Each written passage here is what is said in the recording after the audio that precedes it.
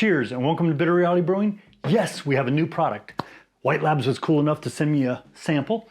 So I have right here, Purepitch, next generation from White Labs. Some of the first retail packets. First yeast, of course, California Ale 001. And been doing yeast counting all day. I love math, but man, it gives you a headache. So just counting those numbers over and over and over. Don't forget, like, subscribe, keep sharing, definitely appreciate it. I'm gonna give you the sales spiel and explain it a little bit, and then I'll give you the facts and information, and yes, we will compare it to the original Purepitch here. But basically, Purepitch next generation, marketing behind it, improved performance as I'm dropping it. I've been standing it up because it actually stands up. Improved performance, improved fermentation speed. That's because you're getting more viable yeast per milliliter. So of course, you're either going to be pitching correctly or over pitching based on what you're pitching. You can still under pitch too, but hopefully most people are not doing that very frequently. And you will see improved performance in both off the ground, fermentation starting, and overall performance, which is great. Also, increased viability. Viability of 4 to 6 months shelf life. Doesn't mean it won't work after that, just, you know, they're trying to maintain a certain percentage of viability. And that is for the best before date. Like the best before date on this one is February 4th, 2023. And I got it a couple weeks back. So, but you know, it wasn't just made and sent to me. It was probably already sitting and shipped to me. So keep that in mind. They have innovative flex cell technology, which I believe they had that with this too, from what I understand. But flex cell technology is basically a one-way off gassing, so that the type of plastic, I guess, allows a little bit of air vapor to come out but not in. Kind of cool. QR code, I love this part. If you look at the back, you can see the type of yeast, you know, White Labs 001. You can see the QR code. You can see the lot number, the best before date. I'm not sure why they put it in two different ways, but yeah, really, really cool. So you can scan it with your phone, and when you scan it with your phone, you get a couple options. You got like the yeast calculator for pitching, another option, all on yeastman.com. But you also get, you get a certificate of analysis. Basically, it's telling you if they found any wild yeast, aerobic yeast, anaerobic yeast, the cell count made to contain 2.15 billion cells per milliliter, viability greater than 95%, pH less than 4.6, STA1 gene present, negative. Just a lot of really great information. And I really don't care so much as a home brewer about that information, as I would expect many home brewers probably don't. But knowing that they care about it, that's where the confidence comes in. You know they're testing for this stuff, they're looking for it, they're trying to verify things. I like it as kind of like an assurance that, you know, they're doing quality checks. That's where I'll go with that. So let's start talking about the differences and jump right in. And yeah, enjoying my White Labs glass with a Rogue West Coast little seasonal IPA that I definitely like.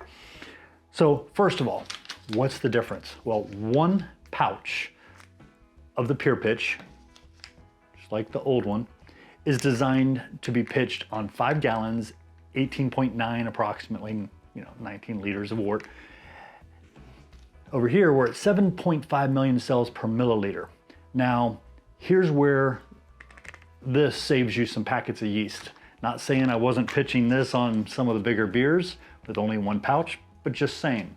Originally, they would recommend 2 of these if you went between 1.050 original gravity to 1.065, or for some of you out there, 12.5 to 16 Plato. So you'd say 2 packets, still only need 1.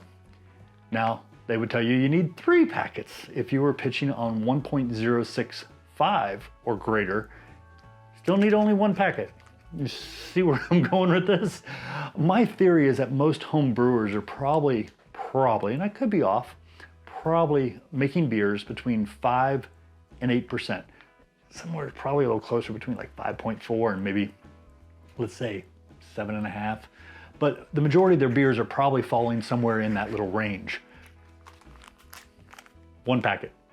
If you're on the old system, they're gonna recommend anything over 5%, or let's say you had a 1.048 with a final gravity of 1.010, well, that's 5%. Yeah, that's 1 packet. Anything over that, they recommend it 2 packets, and if you were going a little crazy, 3.